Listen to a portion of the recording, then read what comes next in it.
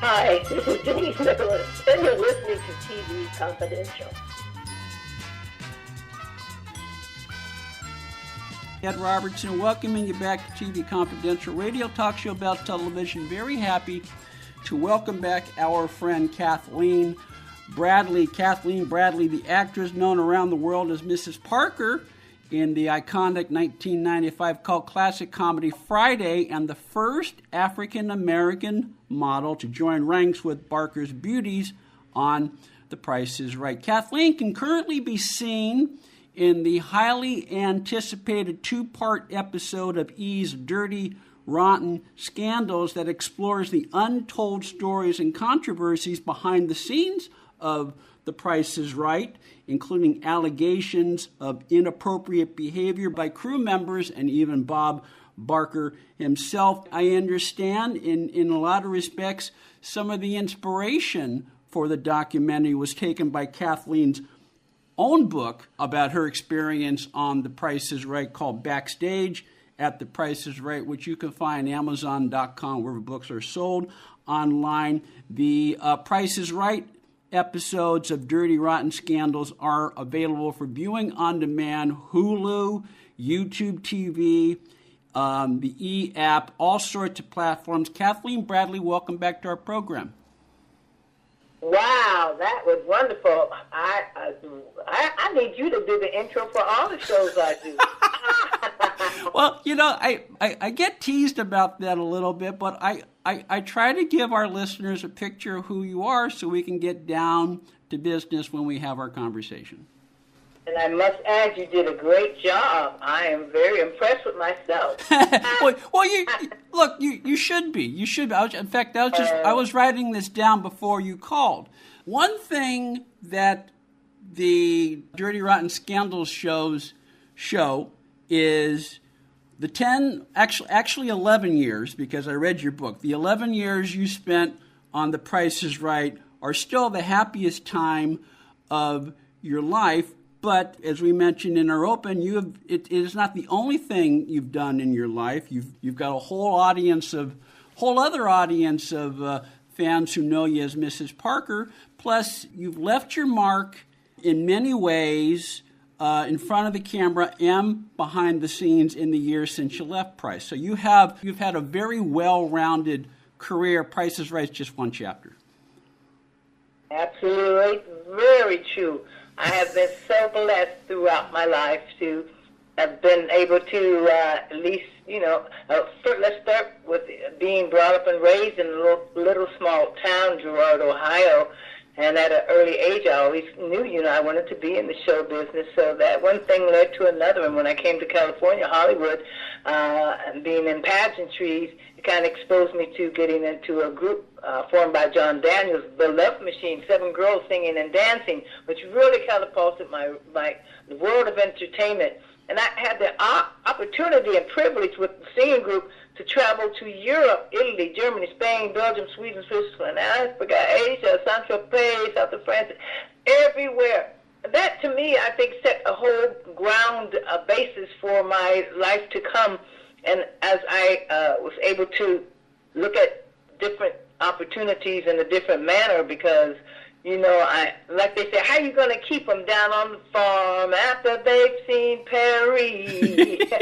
And I don't know if you know that line. This is from an old song, and that song was geared towards the black servicemen who were in the war early in life, and they were sent over to Europe, and they were able to go to Paris and all these different countries, and then they came back here to their country, and they weren't treated as well at all. So I was able to go over there in Paris and different places, and it just was, like I said, a ground-setting, heightened level for me to get out and do other things that I could talk to people about and relate to. It put me on a whole other platform when I went out to audition and get different jobs and what have you.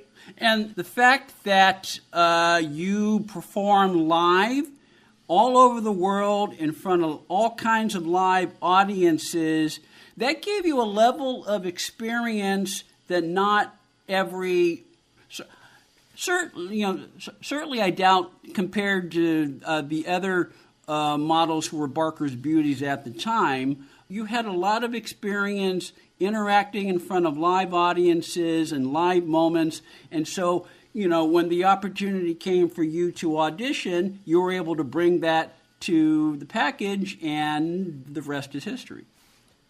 Right, absolutely. That's just basically, like I said, how everything kind of transformed and fit pretty well in my life. I've always had such a wonderful, good segueing of my life into different facets.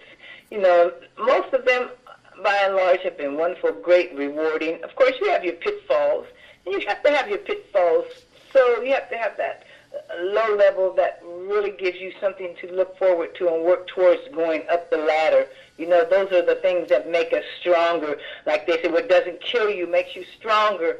People have to realize those are things that happen in life, and probably are happening for a lot of people in life right now because of our situation, our government, and the way it's going for us right now. It's a very dark time in our society. We'll all get through this together, and people need to keep faith, and just keep, the struggle is real, but there's so many opportunities out there for you. You just have to go for it. And part of the Kathleen Bradley story is that you, even in the down times, look, you don't have a long career, long successful career as you continue to have without a few valleys along the way. But even when those moments have happened, you've always been able to drive yourself and keep going. Where did that drive come from, Kathleen? Wow, it came from, obviously, my bringing up back in Ohio. Mom and Dad, they were a little bit more laid back, though, but still, they had to provide. And we see all of our family, my aunties and uncles and everybody providing for the kids, regardless of what kind of financial situation they may have been in. We always had that mentality to thrive and to go forth and do better and make more of ourselves. But absolutely, once again, I do have to give credit to John Daniels, who was our manager from The Love Machine. And he was a taskmaster. He would crack the whip. He would make us rehearse sometimes. I tell you, when our feet hurt, when we didn't feel like doing the rehearsals, it was late at night. We were inside that club that he owned and just rehearsing to get the show right, to learn the songs. And man, I learned, that was the tough, hard knocks of life from John Daniels' School of Life, and how he just really, he was a great producer, promoter, and everything. He just really whipped us into shape and provided so much for us. And for that, I'll always be grateful to him. He really did. I'm telling you, if you could sustain, stay up, work, go to rehearsals, and just keep moving and pushing, at the end of the tunnel, at the end of the light, though, we saw a great rewards that had happened as a result of our hard work and efforts with the singing group and rehearsing and traveling and different things. Once again, I really contribute that more so than anything in life to my aggressiveness and my push and my willingness to keep it going. Kathleen Bradley's on the line with us. Kathleen Bradley, the first African-American Barker's Beauty on The Price is Right, the actress known around the world as Mrs. Parker in Friday, the 1995 cult classic starring Ice Cube and Chris Tucker. Kathleen, currently seen in the two-part episode of E's Dirty Rotten Scandals that explores the good, the bad, and the ugly behind the scenes of The Price is Right, including Kathleen's 11 years on the program. Dirty Rotten Scandals, now available viewing on demand, YouTube TV, Hulu, the E-app, many other platforms. Kathleen Bradley, also the author of Backstage at The Price is Right, Memoirs of a Barker's Beauty, intimate look at Kathleen's 11-year run on The Price is Right that also shares many stories about Kathleen's journey in show business before and after The Price is Right, including a few stories of The Love Machine, the all-female soul group that Kathleen was a part of throughout the 1970s. Backstage at The Price is Right, available Amazon.com, where books are sold online. You can follow Kathleen Instagram, Facebook, KathleenBradley.tv. Stay with us, folks. We'll be right back.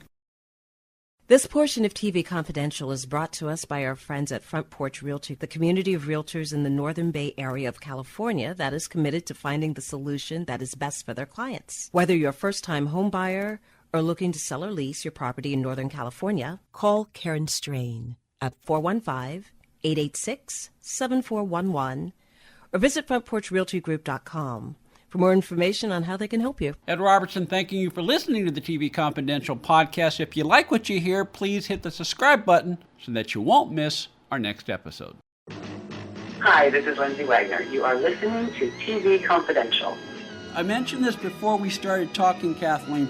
It's a two-part documentary. I've seen part one. And the first half, it establishes the culture behind the scenes of The Price is Right in the 1970s, a very pre-Me Too environment with a lot of examples of men behaving badly in the workplace. When you joined the show in 1989, the culture was beginning to change. Women were beginning to speak out more about sexual harassment, most famously, the most famous example being Anita Hill. But having read your book, and as you just shared with our listeners, you know, you've always been a strong person. You didn't need a quote-unquote Anita Hill to speak out for yourself. You've done that your entire life. That is very true. And by the way, I joined The Price is Right in 1990. Okay. You were off only by a year. You're allowed to make one mistake.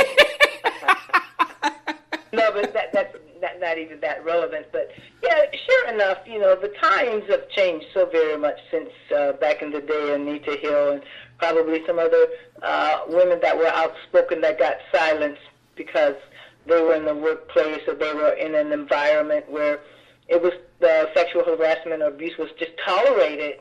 And by speaking up and saying something, you would either get fired or threatened or just put in an uncomfortable position at work that, you know, was demeaning of you, a lesser position than what you had if you spoke out. So a lot of women just didn't want to have that headache. They tolerated it. They endured what they had to get through, get that money and, you know, feed their families. And nowadays there's more support. There's so many things and truths coming out about certain things that happened way back in the day. A lot of people are saying, especially, why do people wait so late to say this about that? Or why are somebody, look at Cesar Chavez for a example. Man, I mean, who saw that coming? I don't know particularly if I like the way it's been handled with demoralizing him or taking all his names down and everything. And it's unfortunate that people do what they do. And it's like, you know, like, and I had to use this example, but you're like in a room, you're doing well, you're saying stuff, people are loving you and like you and everything, but fart one time, they hold that against you and you'll clear the whole room, right? Yep. And that's like, he's done so much good for people. I hope people don't brush that under the rug and forget about what he did good for people. People were young way back 30, 40, 50 years ago. Everybody I know who's been that back then has made mistakes. Lord knows I have. And to be judged for certain things at some point in time and without proof, a lot of that has happened to some people and some men, not all, but there's been some falsehoods about certain people.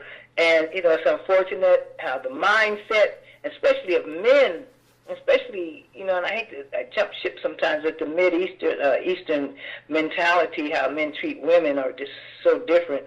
And I think as time went on, of course, he changed his mentality about treating women or being with certain people of age, but the damage was done, and it had carried over for so many years, and this woman just, I guess, decided to come forth with it after he had been named every part of the subways and the bridges and all the street names and all that, statues and what have you coming down.